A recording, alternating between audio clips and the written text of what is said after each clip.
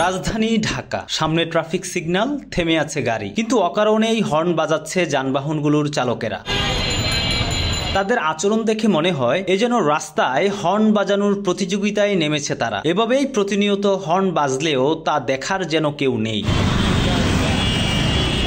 সড়কে গণপরিবহন ও ব্যক্তিগত গাড়ি চালকদের সচেতন করার লক্ষ্যে পরিবেশ, বন ও জলবায়ু পরিবর্তন মন্ত্রণালয়ের 3 দিনের কার্যক্রমে স্বেচ্ছাসেবী হিসেবে কাজ করছে গ্রিন ভয়েসের ভলান্টিয়াররা। লিফলেট, স্টিকার ও প্লে কার্ডের মাধ্যমে অযথা হর্ন না বাজাতে জনসচেতনতা তৈরি করছেন তারা। পরিবেশ, বন ও জলবায়ু পরিবর্তন মন্ত্রণালয় থেকে আসছি, গ্রিন ভয়েসের ভলান্টিয়ার। আমরা এই হর্ন বিনা কারণে হর্ন বাজানো যাবে না, হর্নে কি কি ক্ষতি হয় এটা জনসাধারণকে জানানোর জন্য আসছি।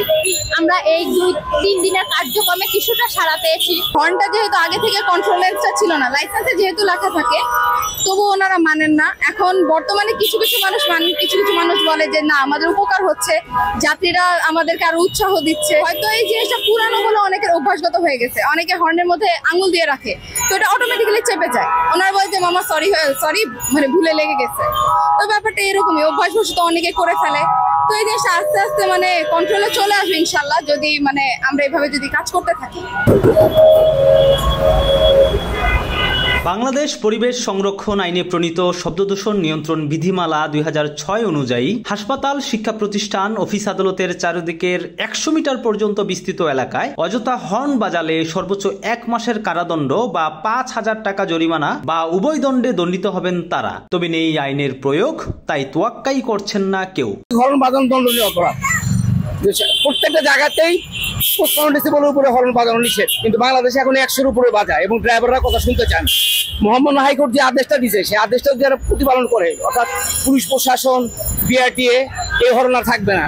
প্রয়োজন হলে মালিক সমিতি, শ্রমিক সমিতি সভাপতিদেরকে ডেকে যদি বলা হয় হাইব্রিড হর্ন খুলে ফেলা হোক, এটা থাকবে না, তাহলে হয়ে যায়। এবং পুলিশ যদি তার নির্দিষ্ট যে আইন যা সেটা মানে পালন করে, তাহলে এগুলো থাকবে না। প্রশাসন তার দায়িত্ব পালন করে এটা বন্ধ করা সম্ভব, আর কিছু লাগবে না।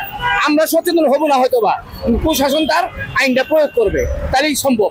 বিকট আর অনবরত হর্নের শব্দদূষণে শ্রবণ শক্তি লোপ সহ নানাবিধ সমস্যায় পড়ছে মানুষ, নিরুপায় নগরবাসী। হর্নের জন্য বিভিন্ন ধরনের সমস্যার সৃষ্টি হয়, তারপরে মানসিক সমস্যা বলেন, তারপরে কানে কম শোনা বলেন, তো এই ধরনের সমস্যা হয় আর কি, শ্রবণ শক্তি কমে যায়। তো এ নিয়ে আমরা একটু সচেতন হলে দেখা গেছে আমরা যারা আছি বা সাধারণ মানুষরা একটু। অনেক চালকই জানেন শব্দ দূষণের ফলে ক্ষতি হচ্ছে নিজেরও, তবুও অকারণে কিংবা স্বভাবজাত কারণেই দিয়ে যাচ্ছেন হর্ন, ফলে বিপাকে নগরবাসী। কবে তৈরি হবে সচেতনতা, কবে হবে আইনের প্রয়োগ, এই নিয়ে প্রশ্ন জনমনে।